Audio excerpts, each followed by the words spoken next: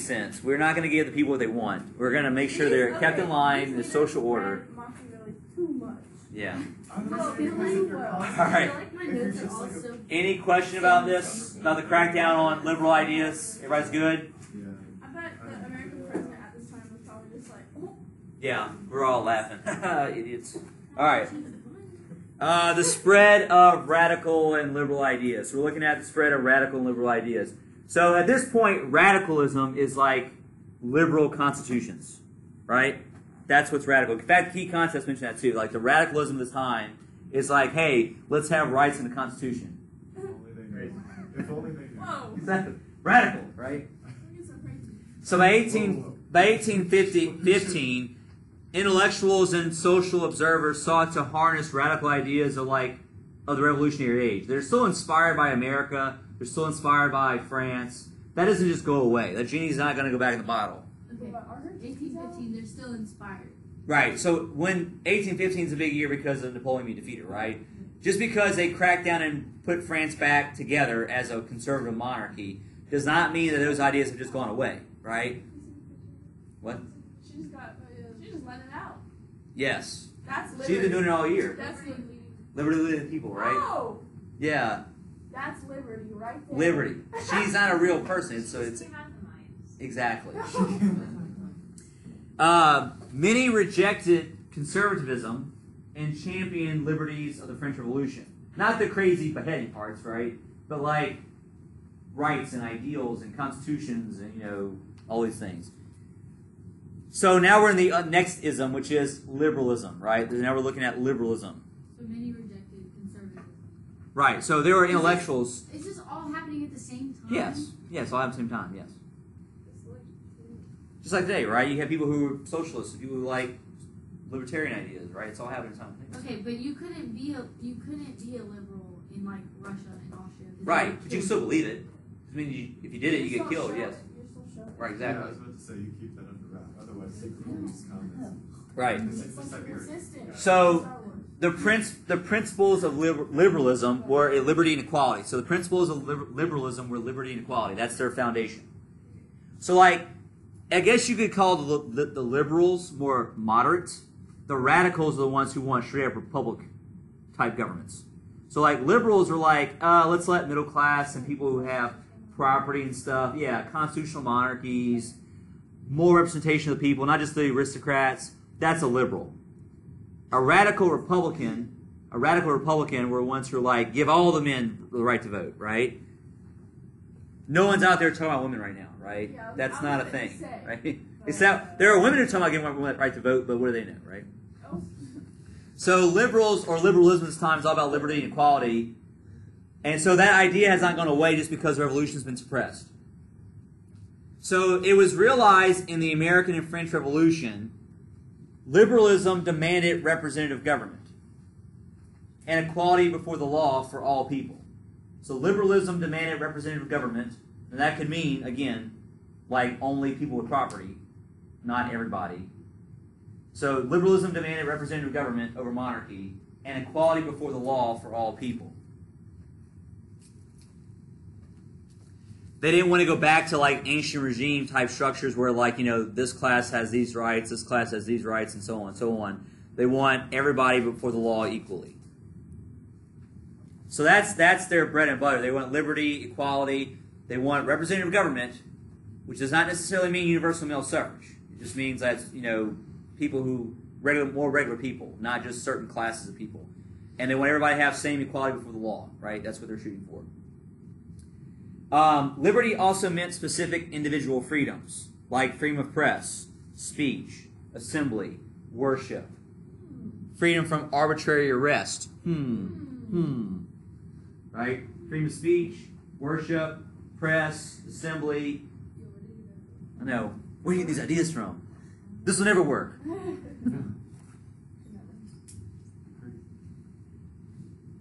So France did actually give in a little bit because France, they just had all this stuff go down. They don't want to have it happen again. So as we said before, Louis XVIII does give in to some of these liberal demands because he doesn't want to have another revolution on his hands. So Louis XVIII creates the Continental Charter. So Louis XVIII creates the Continental Charter in 1815. that does have basically somewhat of a liberal program. So he does allow for some rights and some representation in his government because he doesn't want a repeat of what happened before. So at this point, 1815, it's really only France and Britain who have some version of liberal government, representational government. And that's it. Everybody else is like, no, crack down, crack down, crack down. No, because they're kind of treated as different beasts because they're larger, more established countries. And in Britain, it's kind of its own thing at this point anyway because of industrialization and everything else. All right, laissez-faire. So laissez-faire. The new upper classes made wealth through the growing industrialization, be in Britain, be in France, and those areas. So the new upper classes were making wealth through their growing industrialization and commerce. So because of industrialization, these upper class people began to promote laissez-faire capitalism, basically. So remember that for a long time, these countries resisted laissez-faire ideas because they wanted mercantilism. But now that a lot of upper class people are making money off industrialization, now by the early to mid 1800s, you're having the upper classes and middle classes, the bourgeoisie types, pushing laissez-faire. Because if there's no trade barriers, they make more money, right? So by the 18 teens and 20s, upper class people are promoting liberal economic ideas. And the liberal economic idea is laissez-faire. No trade barriers.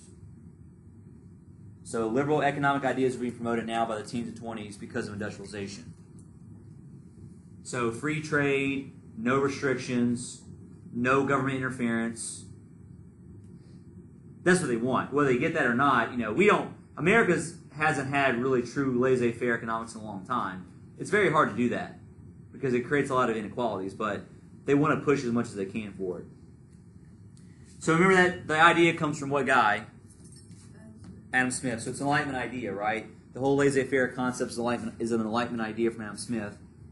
And it goes against mercantilism. So finally by the 18 teens and 20s, you're finally seeing countries like France and Britain pushing against old mercantilism mentalities like tariffs and trade barriers. Because the idea is that competitive private enterprise would give all citizens a fair and equal opportunity to do what's best for them and the country. So competitive private enterprise would give all citizens a fair and equal opportunity to do what was best for the country and themselves.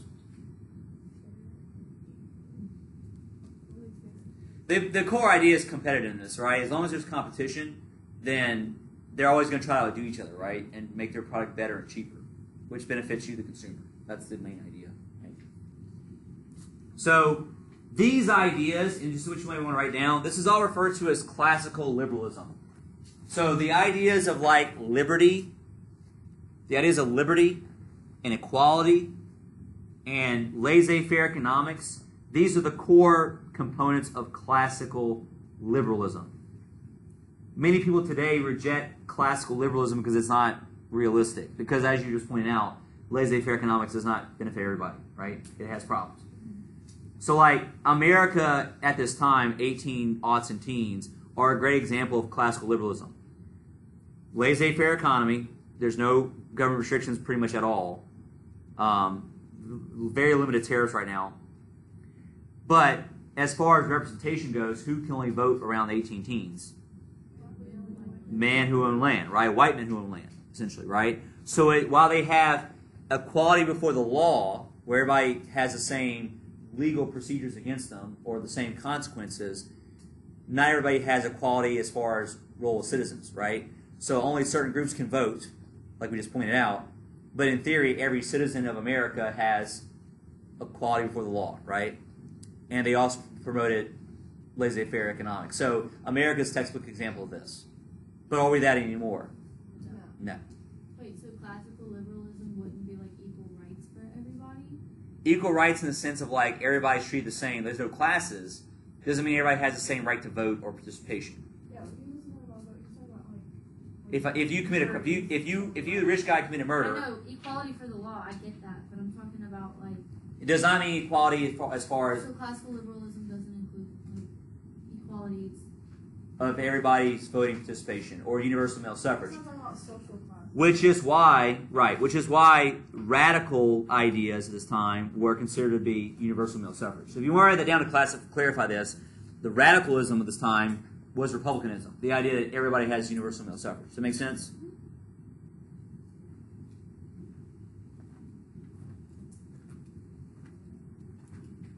Okay. Liberal political ideas. Liberal political ideas.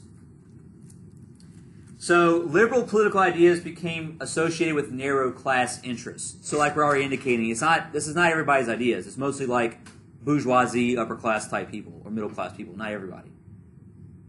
So, starting in the 20s in Britain, business elites enthusiastically embraced laissez-faire policies because it proved profitable to them. So, in Britain, business elites embraced laissez-faire policies because it helped them out.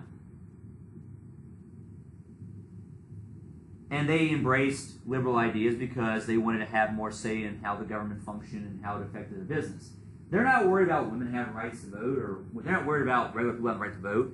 They're only worried about having more say in government as business elites because they can help affect laws that will affect their business and profits, right? So that's who basically embraces liberalism at this time, are like the upper class elites and middle class types, because it gets them more profits. It helps them out, not because they're trying to do it for everybody, right? Radicals are like, let's give it to everybody. No, I'm saying like radicals are like complete More generic middle class, and even some lower classes too. Yeah. And just some ideologues who are like, this is what we need to do for the people as a greater good. Labor unions were outlawed because they argued unions restricted free competition. So that's how they justify limiting, like with the Combination Acts, those organizations, because it's a restriction. Just like a tariff's a restriction on free trade, so is a union. So classical liberalism people were anti-union, anti-work organizations. Restricted what? Labor organizations. They believed that labor organizations restricted free competition.